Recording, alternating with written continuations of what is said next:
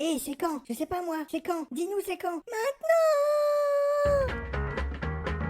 On a encore eu la chance. Et c'est pas fini. Venez comme vous êtes. Tu pousses le bouchon un peu trop loin, Maurice. J'aime ces moments-là. Ça coule de source.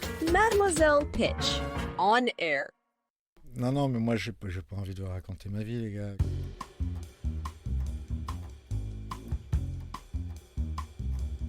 Bienvenue dans Mademoiselle Pitch on Air, le podcast qui dévoile les coulisses de l'engagement et qui met en lumière les ONG. Dans les épisodes de cette deuxième saison, j'ai décidé d'amener jusqu'à vos oreilles des personnalités, des femmes et des hommes connus du grand public qui ont choisi de mettre leur notoriété au service des grandes causes.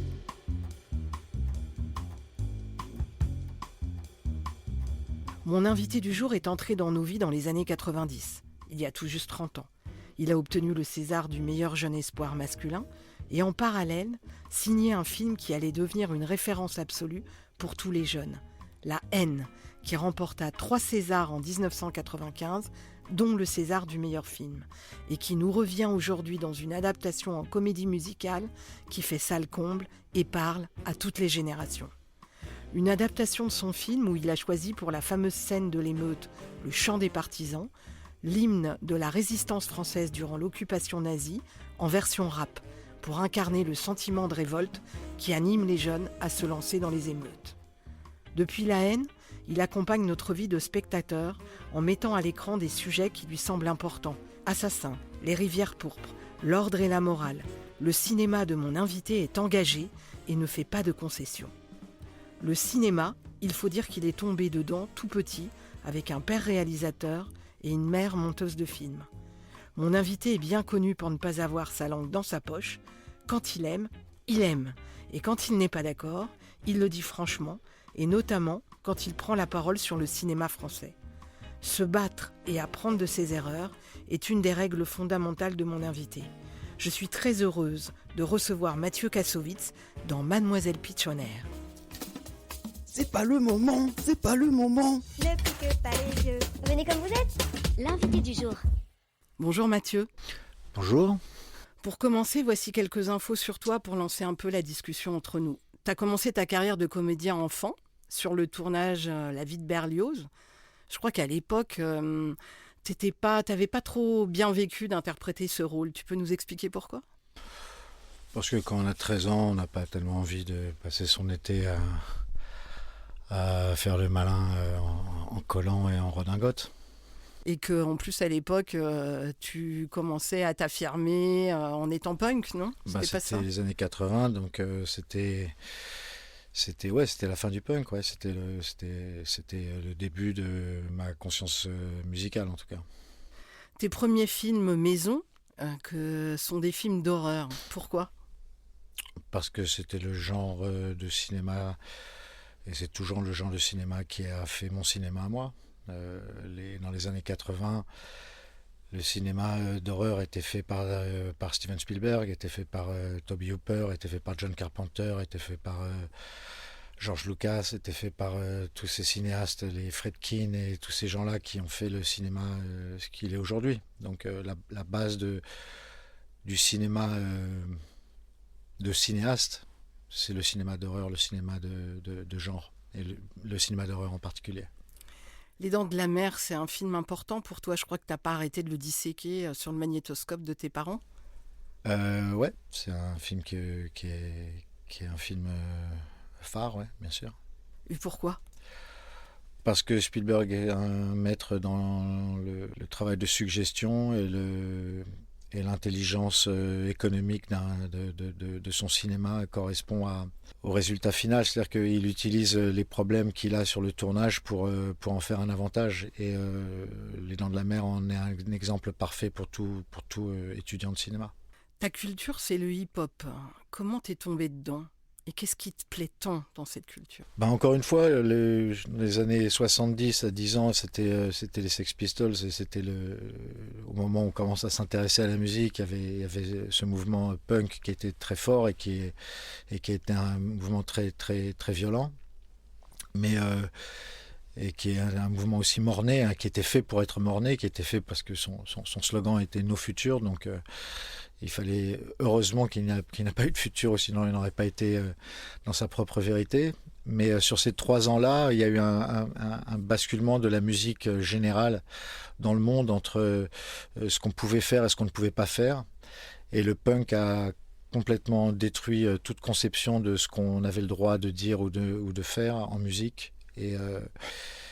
Et les Sex Pistols, les Clash, tous ces grands groupes qui en sont sortis, mais principalement les Sex Pistols avec Malcolm McLaren qui est leur producteur. On a vraiment tiré les limites jusqu'à en avoir fait un film avec Gillian Temple, qui est un film absolument incroyable, qui s'appelle The Great Rock and Roll Swindle, où la bande son du film la bande son du film, le vinyle était un film en lui-même.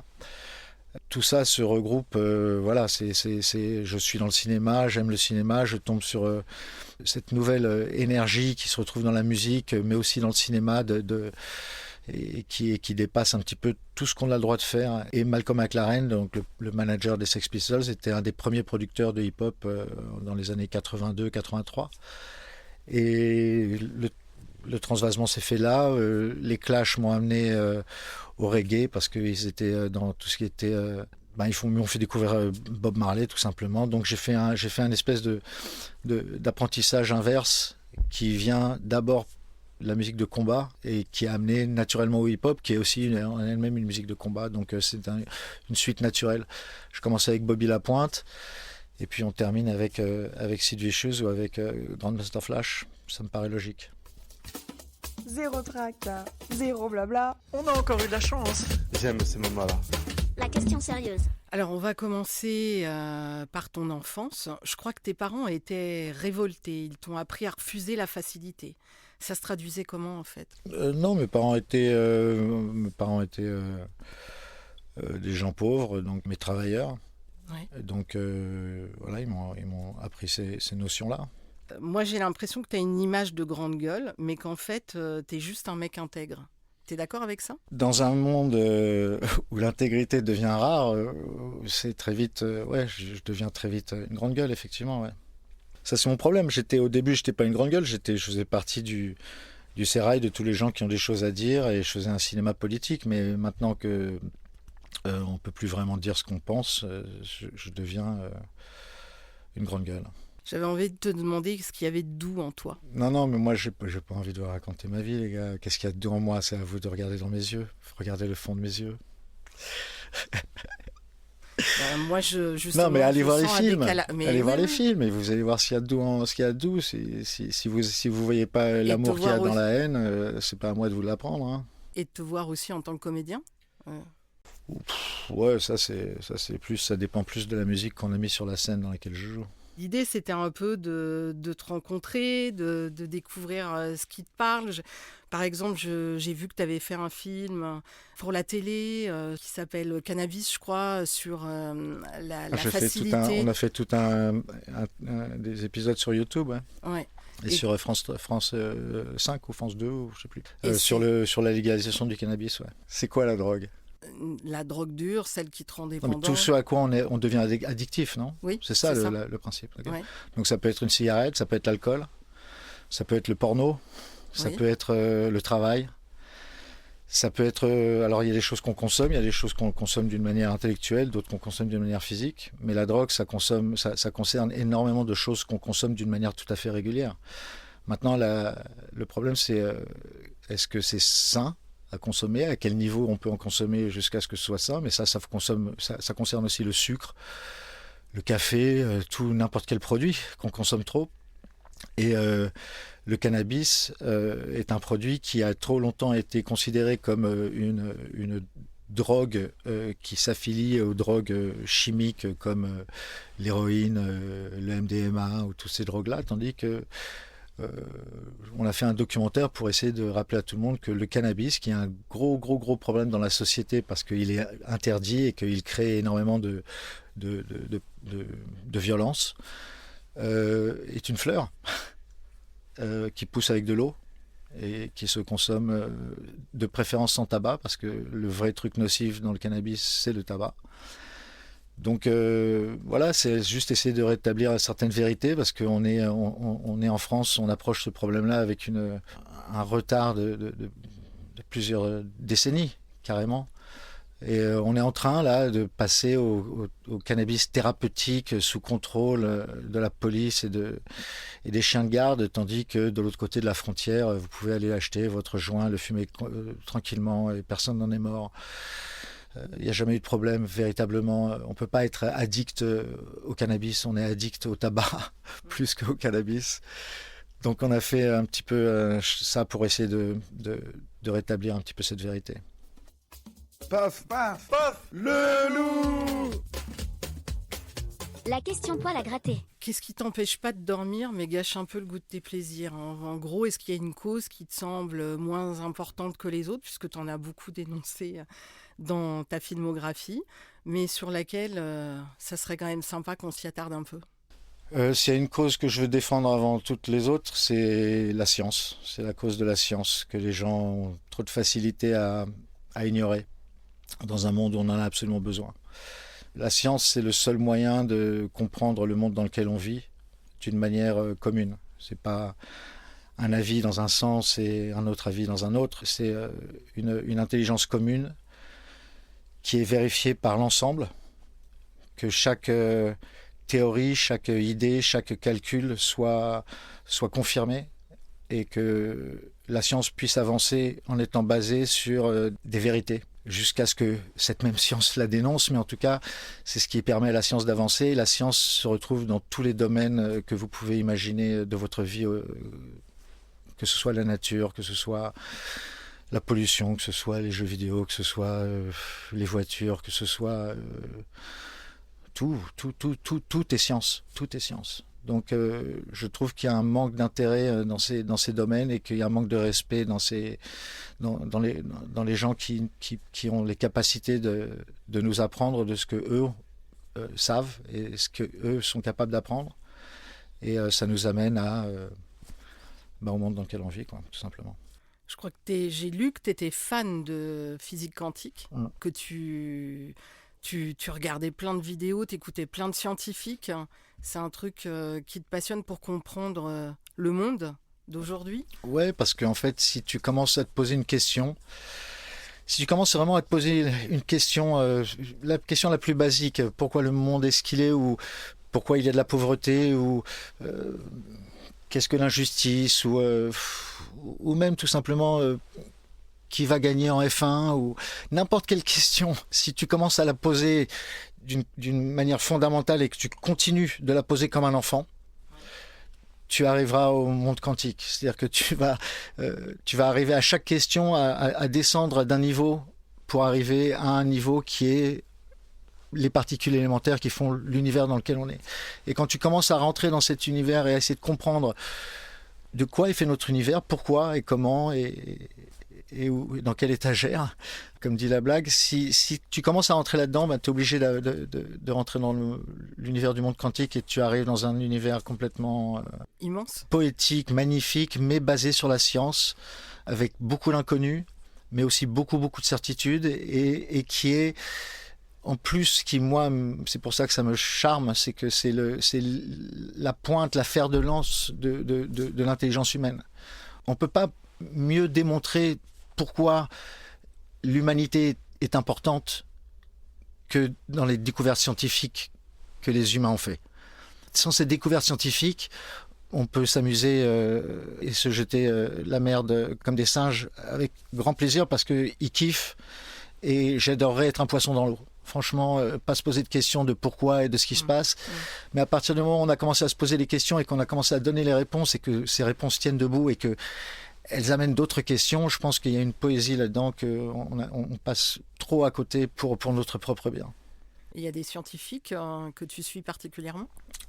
Sur YouTube est de tous les réseaux sociaux, YouTube est le seul. J'aime beaucoup les réseaux sociaux, mais j'aime pas du tout la façon dont on les utilise, y compris moi, comment j'utilise les Instagram et autres.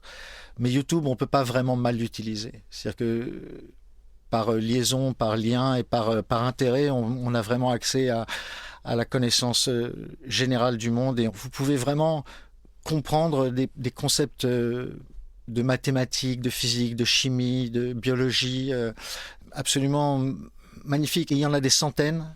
Vous pouvez voir à travers les commentaires si vous avez affaire à des gens qui sont sérieux ou pas. Et puis petit à petit, vous commencez à savoir, tiens, ah oui, il y a ce scientifique-là, à cet avis-là, il a une façon de vulgariser qui me parle, je peux comprendre. Et puis on découvre des choses de plus en plus magnifiques. Chaque fois que je me connecte, je découvre des choses. Et puis j'ai l'opportunité, en physique quantique, surtout comme un imbécile comme moi, c'est de regarder 100 fois le même épisode, quoi. Ça, c'est ma passion. Voilà, j'espère que vous avez compris. C'est pour ça que j'en ai marre de parler de mes films et de parler de cinéma, parce qu'il y a des choses plus intéressantes dans la vie. Si tu devais créer une chaîne YouTube, justement, ce serait une chaîne qui parlerait de quoi? Je pense que j'appellerais ça l'idiot curieux, quoi. Parce que moi, j'ai toujours mon principe. J'étais mauvais à l'école, j'étais mauvais dans tout ce qui est académique, dont la science, parce que je comprenais pas. Si j'avais pas un bon prof pour me dire pourquoi il faut que je sache ce que c'est une fraction ou une fonction, je n'ai aucune raison de l'apprendre, surtout quand tu as 12-13 ans et que tu t'écoutes Sid Vicious, tu vois. Donc, et puis que tu sais pas à quoi ça sert aussi. À quoi et ça puis peut oui, servir. mais les profs, c'est ça, c'est le problème des maths. Je vois bien avec mon petit, c'est pas que ça l'intéresse pas, c'est qu'il comprend pas pourquoi. Et tant qu'il comprend pas les choses, ça rentre moins bien dans la tête. Donc moi, j'apprends les maths maintenant. J'apprends un petit peu les calculs. J'apprends maintenant, j'essaye de comprendre ce que je ne pouvais pas comprendre à l'époque de qu'est-ce que c'est que A plus B. Toute la base qu'on a fait quand on a été à l'école. Maintenant, j'ai une raison de l'apprendre et c'est très jouissif. On disait ça pourquoi ? Alors, on disait ça parce que je te demandais si tu devais créer une chaîne YouTube. Ouais, je créerais, c'est ça. Une chaîne où je pourrais rencontrer des gens plus intelligents. Qui pourrait m'expliquer des choses auxquelles je pourrais poser des questions bêtes, parce que c'est en posant des questions qu'on a. Enfin, moi, c'est comme ça que j'ai toujours appris. Quand j'étais petit, j'affirmais des choses qui étaient fausses, et j'étais tellement insupportable à affirmer des trucs qu'au bout d'un moment, les adultes ils me disaient: Mathieu, tu dis de la merde, ok, c'est pas comme ça, c'est comme ça, comme ça, comme ça. Et je me faisais tellement humilier qu'au bout d'un moment, j'étais obligé de me dire: ok, au lieu de dire de la merde, apprends. Et la prochaine fois que tu parles, sois basé sur quelque chose d'un peu plus sérieux, comme ça tu te fais pas envoyer chier et t'as pas l'air ridicule. Mais le fait d'apprendre dans cette action-réaction, pour moi, c'est ma façon d'apprendre. Moi, je préfère faire une erreur et apprendre de mon erreur que de ne pas oser, ou pas oser poser la question, pas oser avoir l'air con et ne jamais vraiment savoir. Parce que je ne suis pas assez scolaire pour pouvoir apprendre de moi-même, donc j'ai besoin d'avoir un prof en face de moi qui me dit non, c'est pas comme ça. Et du coup, tu inviterais des scientifiques, des mathématiciens? Ouais, gens, sciences, mathématiciens, ingénieurs, tout corps de métier qui demande une spécialité, qui demande que ces gens-là ont passé leur vie à apprendre quelque chose, une seule chose de spécial. Ça peut être l'économie, ça peut être la maçonnerie, ça peut être... Il y a toujours un artiste dans les gens qui font les choses à fond. La science en est un domaine, mais encore, moi, je me considère pas scientifique parce que je suis trop bête, mais j'ai vraiment une logique d'ingénieur. Je n'en ai pas les capacités, mais c'est vraiment ce qui me plaît. C'est d'aller sur le détail. Arriver à comprendre comment un objet fonctionne par rapport à son contexte et à sa raison d'être. Et sa forme a une raison d'être. C'est pas juste. C'est ce qu'on a appris avec beaucoup d'artistes, que ce soit les surréalistes. C'est qu'il y a comme il y a une logique dans une forme naturelle, il y a aussi avoir une logique dans une forme fabriquée. Et c'est notre intelligence, c'est la raison d'être. Si vous aimez les voitures, par exemple, la Formule 1 est un magnifique terrain pour apprendre la science dans tous ces domaines, que ce soit la science des fluides, que ce soit le mouvement, la vitesse, la vélocité, le poids, la masse, l'explosion, tout, la chimie, tout est dans un objet aussi pointu qu'une F1. Et en travaillant en essayant de comprendre comment fonctionne cet engin, on peut découvrir comment fonctionne l'univers. Je vous raconte pas de conneries, c'est aussi simple que ça. Mais il faut vraiment s'y intéresser, et moi ça me passionne. Ça s'entend que ça te passionne. Tu pousses le bouchon un peu trop loin, Maurice. Vous les copains, je ne vous oublierai jamais. Coucou. Au revoir, président. Le mot de la fin. Je vais te poser des questions un peu du tac au tac. Un réalisateur qui te transporte? Mon père, parce qu'il m'a tout appris, et Et Spielberg, parce que dans l'univers dans lequel je vis, si tu parles d'un ingénieur du cinéma, c'est lui le patron. C'est le mec qui a élevé le cinéma à une science, pas dans le sens où on peut répéter sa formule, et beaucoup de gens essayent de répéter sa formule. Mais encore une fois, quand on est scientifique, ce qui est beau dans la science, et surtout dans le monde du quantique, puisqu'il y a tellement de choses à découvrir, c'est que comme Einstein ou Feynman, il y a une capacité, une partie qui est sa capacité technique à connaître son outil, et puis il y a sa partie d'artiste. Et chez les scientifiques, c'est quelque chose de très très très important d'être capable d'imaginer, d'avoir une théorie et de pouvoir la prouver. C'est très important aussi chez un artiste. C'est-à-dire que tu dois avoir une théorie et tu dois arriver à le prouver avec les outils que tu as dans tes moyens. Et si tu ne connais pas tes outils, tu ne peux pas arriver à prouver ta théorie. Et Spielberg est ça pour moi au cinéma. Et puis aussi, il s'est beaucoup renouvelé, non, et il se renouvelle à chaque film. Il n'a jamais fait 2 fois le même film. Et pourtant, c'est tout le temps le même style. Mais c'est pas 2 fois le même film. Il va sur des sujets différents, des technologies différentes, des acteurs différents. Moi, il y a un gros truc que je reproche au cinéma, et principalement au cinéma en France, c'est que c'est un cinéma de club et que c'est un cinéma qui a toujours fonctionné entre lui-même. Et à partir de ça, il ne peut pas se challenger. Moi, je viens de l'époque de la nouvelle vague, et c'était toute une série de réalisateurs et d'acteurs qui faisaient un peu tous les mêmes films et qui les faisaient ensemble. Là, il y a une nouvelle génération aussi de jeunes réalisateurs, d'acteurs et d'actrices qui font tous les mêmes films et qui les font tous un petit peu ensemble. Ils ne font pas les mêmes films, mais ils les font tous ensemble. Et c'est un groupe de 50 personnes qui ne peuvent plus se juger les uns les autres, et à partir du moment où tu ne te juges pas et que personne ne te met un coup de pied au cul, tu ne te challenges pas. Et si tu ne te challenges pas, tu restes à un niveau qui est sympa, c'est cool, parce que ces gens-là ont beaucoup de talent, mais ça reste médiocre par rapport à ce qu'ils peuvent faire. Pas par rapport à ce que c'est, mais par rapport à ce qu'ils peuvent faire. Et moi, ça m'a toujours fait beaucoup de peine de me dire, putain, les mecs, vous pourriez faire mieux, quoi. Et ça me fait la même chose pour moi aussi, hein. Je le fais à chaque fois qu'il y a mon travail, mais j'ai ce problème-là avec les autres. Et on parlait de Spielberg, oui. Parce que il a jamais, justement, il a créé des écoles, mais il n'a jamais accepté de se reposer sur ses propres lauriers. Et ça, c'est très, très, très important pour un artiste. Tu regardes, tous les bons artistes ont des périodes différentes. Ouais. Ceux qui restent dans une seule période m'impressionnent pas beaucoup. C'est qu'ils évoluent pas, en fait. C'est qu'ils ont chopé un truc et qu'ils vont jusqu'au bout de la même chose. J'adore, hein, je veux pas balancer de nom, mais il y a certains réalisateurs qui font tout le temps le même film, qui sont des films très spécifiques et qui au bout d'un moment ne sont que la répétition que leur propre copie, quoi. Donc il faut toujours prendre des risques, et pour prendre ces risques, il faut avoir une grosse paire. Un acteur ou une actrice qui te fascine? J'en ai pas. T'en as pas? C'est vrai? Non. Ah, je trouve pas que ce soit un métier qui me demande de la fascination. D'accord, alors que J'aime bien Daniel Day-Lewis, je trouve que c'est un acteur intéressant, mais fascinant, non. Non, j'aime les personnes, les personnalités. Si on aime les acteurs, c'est généralement les personnalités qui sont derrière qu'on aime. Ouais.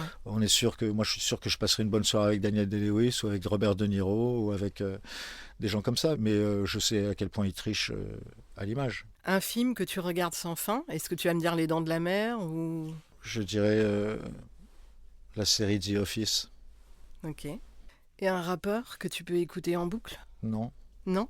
T'es pas exclusif. Non, je suis pas fan. Ouais. Je déteste les fans. Les fans, c'est la religion. C'est l'uniforme. C'est l'uniforme. C'est la fin de toute réflexion. Si tu penses que mon prochain film va être super bien, déjà maintenant avant que je le fasse, ou que j'ai raison à chaque fois que j'ouvre ma gueule, envoie-moi un chèque, quoi. Tu vois ce que je veux dire? C'est complètement débile de donner sa vie à quelqu'un. Laisse-le évoluer. Critique-le. Challenge-le. Ou sinon, comment tu veux qu'il évolue? Moi, j'ai toujours refusé les fans, quoi. C'est pas une bonne façon de respecter un artiste et d'être fan. Il faut être critique. Et est-ce qu'il y a déjà des critiques que tu as reçues et justement qui t'ont fait réfléchir, te remettre en cause et avancer? Ouais, oui, bien sûr. Pas des critiques professionnelles. Oui. Aussi, une critique professionnelle, je me rappelle, c'était dans un journal à Lyon en 1995. Je me souviens très particulièrement. Où le mec, j'ai dit, lui, il a compris. C'était pas en 1997. Lui, il a compris. Mais sinon, non, à part des potes ou des gens dans la rue ou des discussions que j'ai. Mais sinon, j'ai jamais appris quelque chose en lisant un commentaire. Si, j'ai lu un graffiti un jour qui m'a... C'est pas que j'ai appris, c'est que j'ai dit, tiens, les mecs comprennent. Tu vois, mais tu peux pas vraiment apprendre Si tu sais ce que tu fais, personne ne va t'apprendre quoi que ce soit. Par contre, tu vas apprendre de tes erreurs avec des gens qui vont te parler d'une manière très simple et il faut garder l'oreille ouverte aussi. Mais ça veut dire que tu restes pas dans un seul cercle. Ça veut dire que tu vois, tu fais pas la même chose. Tu oses faire des trucs différents. Si tu oses, enfin, la critique n'est pas ni un problème ni un avantage. Ça ne fait pas partie de mon. La critique n'a jamais fait partie de mon univers. Jamais. J'ai jamais lu un commentaire. J'ai jamais lu une critique. Même à l'époque. En 92, quand je faisais mes courts-métrages, j'ai jamais lu une critique. Ce que t'aimes, c'est évoluer, c'est les fabriquer, qui voir entendre une salle rire au bon moment parce que je pensais qu'ils allaient rire là. S'ils rient pas au moment où je pensais qu'ils allaient rire, je me dis merde, là où est-ce que je me suis planté? Je réfléchis, puis il y a des gens auxquels je tiens qui me disent des choses, ou d'autres artistes, ou même des gens de la rue. Je vois très bien dans leurs yeux et je vois par rapport à leur façon de parler. La critique qu'ils ont par rapport à ce que je fais et je l'analyse comme ça.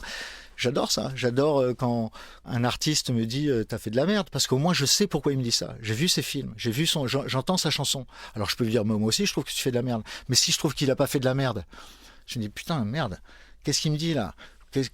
Par rapport à son goût à lui, où j'ai foiré. Moi, chaque fois que le seul critique auquel j'aurais vraiment de l'importance, parce que je fabrique mes œuvres en pensant à lui, c'est Spielberg. Merci Mathieu, c'était un podcast et un entretien inédit, atypique, qui te ressemble terriblement. Rien ne se passe comme on s'y attendait, mais c'est ça aussi le plaisir d'échanger avec toi et de te découvrir. Chers auditeurs, chères auditrices, j'espère que vous avez pris le même plaisir que moi à découvrir Mathieu Kassovitz. Merci d'avoir écouté cet épisode. Mademoiselle Pitchoner, je le rappelle, est disponible sur toutes les plateformes de podcast. Vous pouvez aller découvrir tous les invités qui m'ont fait l'amitié de venir à mon micro cette saison. À bientôt. Merci Mathieu. De rien, avec plaisir.